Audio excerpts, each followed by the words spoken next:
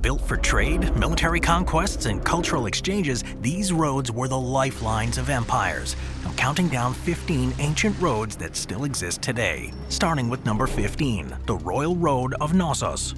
The Royal Road of Knossos in Crete in Greece was once a vital route for the ancient Minoan civilization. Stretching from the palace of Knossos to the town of Heraklion, it was a major connection for commerce and communication, and it played a critical role in the daily and ceremonial life of one of the earliest advanced societies. The Palace of Knossos at the start of the Royal Road was the political hub of the Minoan civilization, and the road connected it to the surrounding areas, not just for trade, but for the procession of religious and social activities.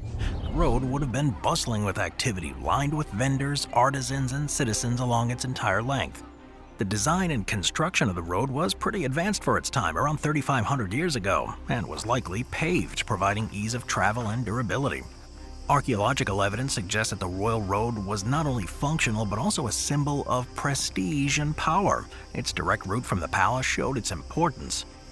Today, while it's no longer used actively, the few remains of the Royal Road offer important insights into the civilization. Tourists can visit the site and get an idea of ancient Crete and get close to the daily lives of the people who contributed to it. Number 14, the Yuen Tsuen Ancient Trail.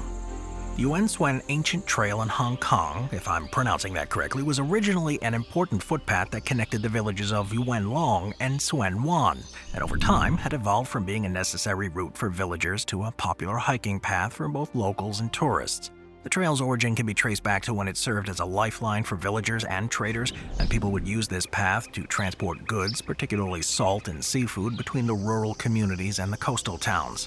Today, the trail's just over 9 miles long and winds through lush greenery, offering stunning views of Hong Kong's mountains and the South China Sea.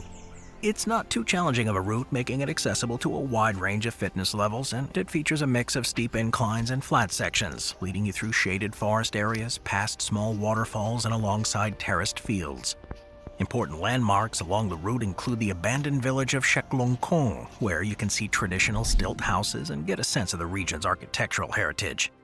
Almost acting kind of like a living museum, the hike along this route will transport you back to the earliest days, more than 1,000 years ago, when this was the only way to travel between the towns that it serves. Number 13, the Via Ignatia. The Via Ignatia is an ancient Roman road that shows just how advanced the empire was beyond its military prowess.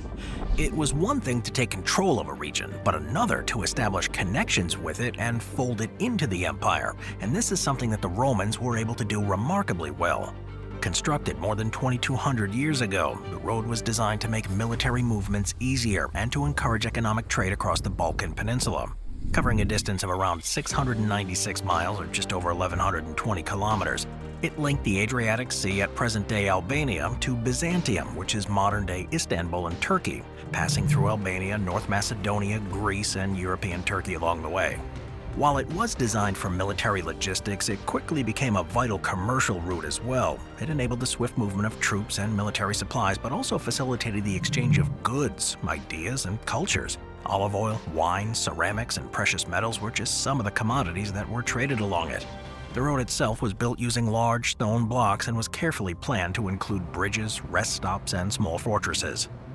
These features ensured that the road could be used throughout the year and provided safety and comfort for travelers. The road's route was not only direct, but also integrated into the topography of the region, avoiding natural obstacles and reducing travel times. Today, the parts of it still exist, and they serve as a historical corridor that reveals the complex layers of Balkan history.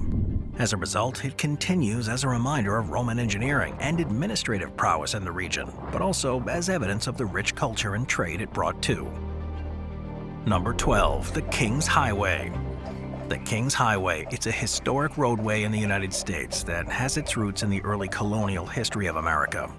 Initially established in the late 17th century on the order of Charles II of England, the road was part of a more extensive network that stretched from Charleston, South Carolina to Boston, Massachusetts, covering a distance of about 1,300 miles or 2,100 kilometers, making it one of the earliest examples of an attempt to create national road systems in pre-Revolutionary America, designed to link the 13 colonies. In South Carolina and Massachusetts, the King's Highway played an important role for social, economic, and political life. In South Carolina, the road was essential for transportation of agricultural products, from plantations to coastal ports such as Charleston, where they were shipped to other colonies in Europe. In Massachusetts, the King's Highway connected major colonial towns and cities, serving as a vital conduit for the exchange of ideas and news. The road, too, became a path for spreading revolutionary ideas, linking key cities of the American Revolution such as Boston, where significant events like the Boston Massacre and Boston Tea Party took place. Today, large sections of the highway have since been paved and continue in use as part of the modern-day road network, while other parts remain largely how they've always been, offering a scenic journey through America's colonial past, showcasing historic landmarks and telling the stories of the people who traveled this route centuries ago. Number 11. The Old Great North Road.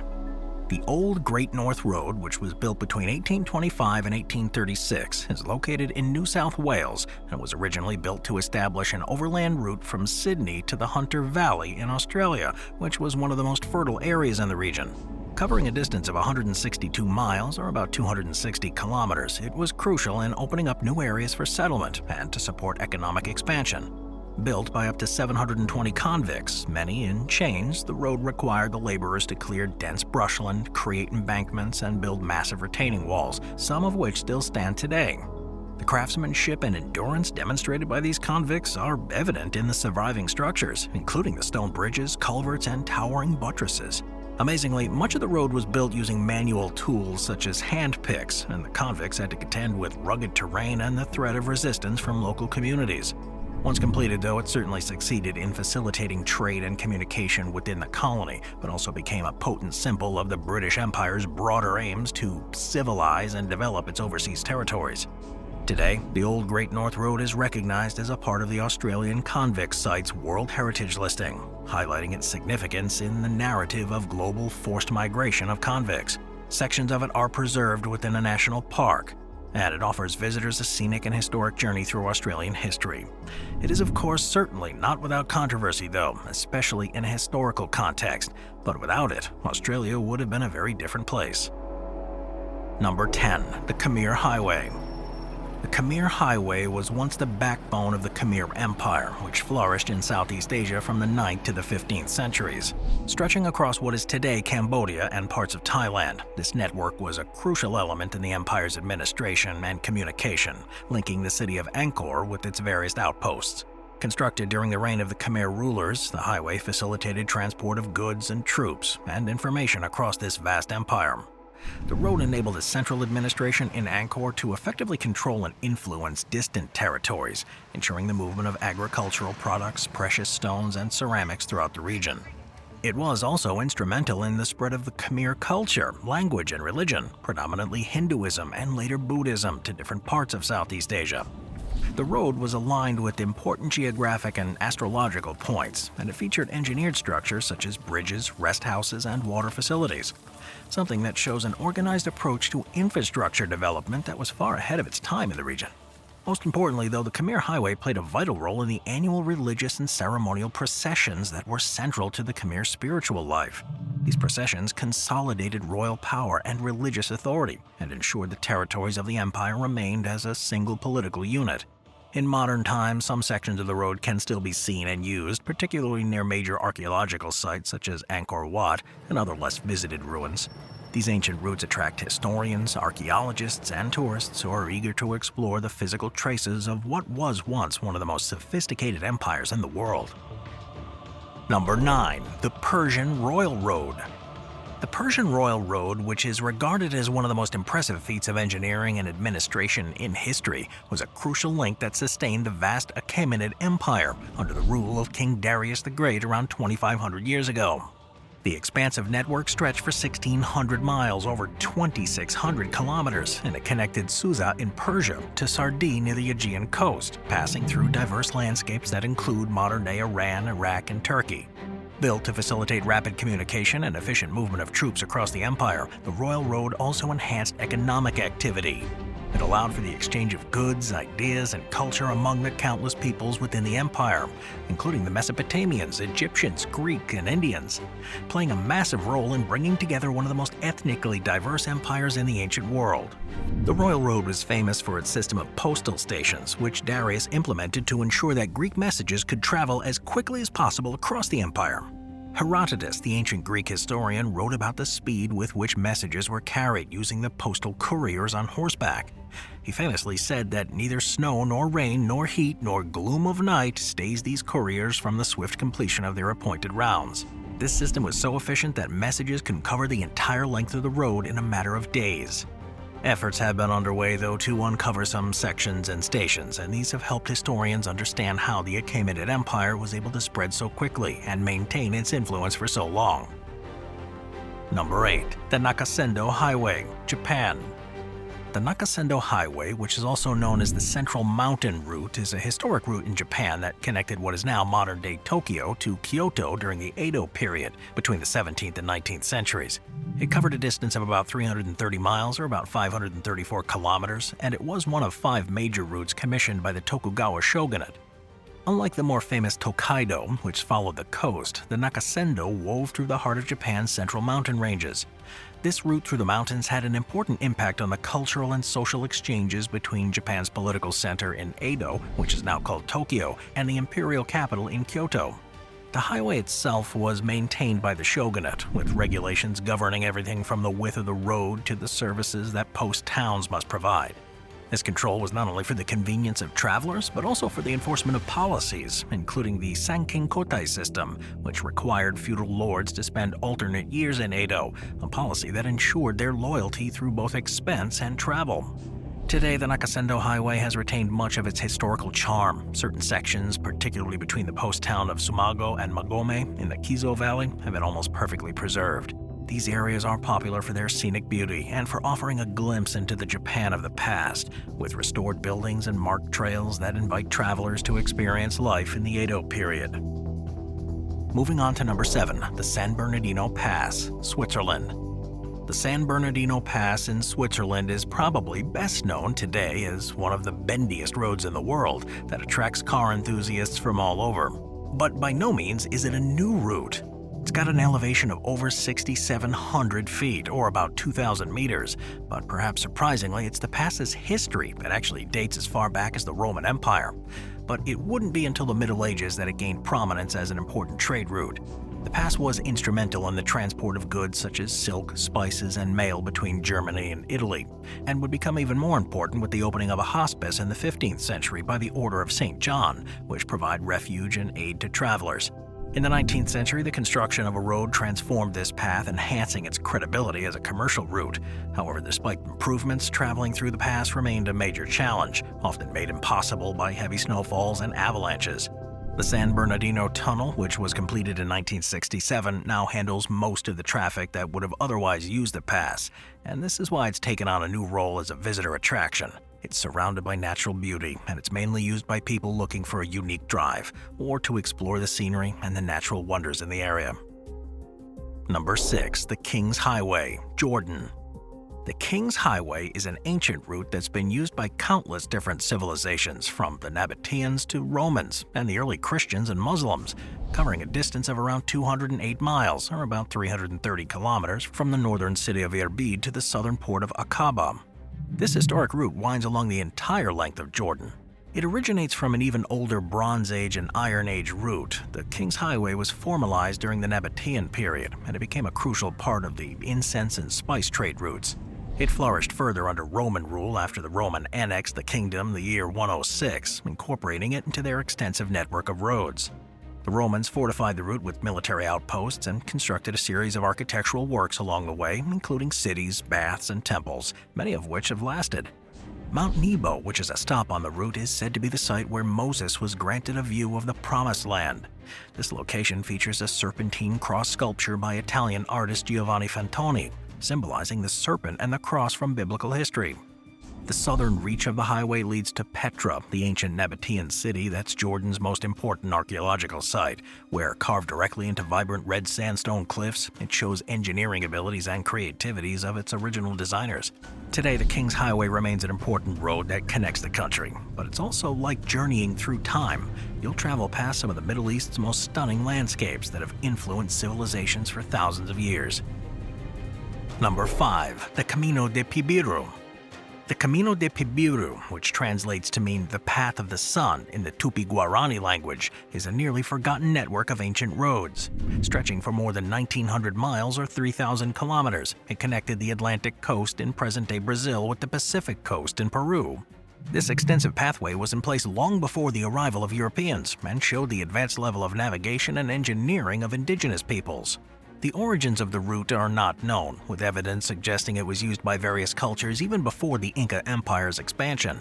It did serve multiple purposes, facilitating trade and cultural exchange, and furthermore it played a crucial role in the spread of cultural practices and knowledge, contributing to a shared spiritual heritage. The path wasn't a single uniform road but a network of routes, often forged by following natural features such as river valleys and mountain ranges. The road system was integrated harmoniously with the hush and varied landscapes in the continent, from the dense rainforest to the dry plains.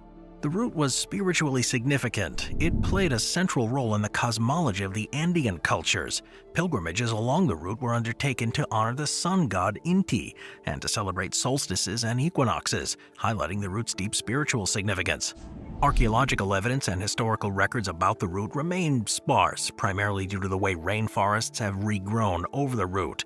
However, there's renewed interest in recent decades and it's led to efforts to trace and preserve the remnants of this ancient road.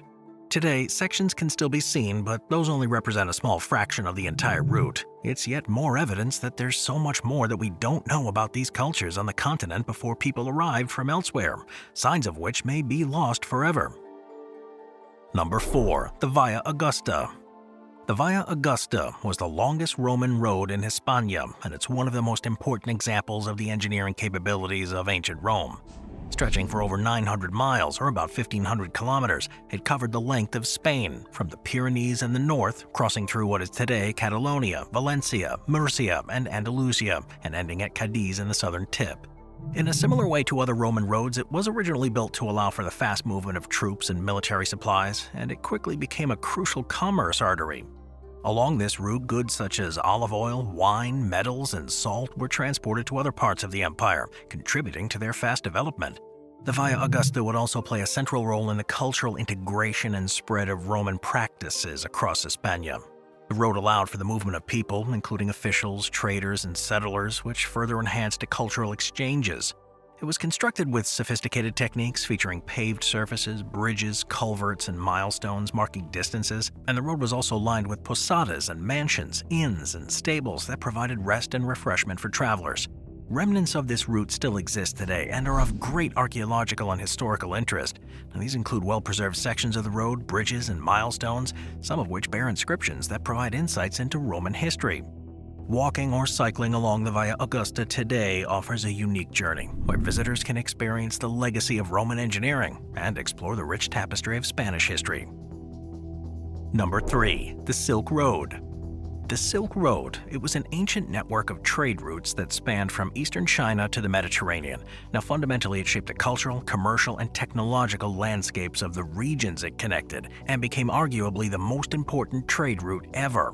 The intricate series of pathways, which existed from around 130 BC to the 14th century, enabled the exchange of goods, ideas, religions, and even diseases, linking the great civilizations China, India, Persia, Arabia, and the Roman Empire. The origins of the Silk Road are largely attributed to the efforts of the Han Dynasty in China.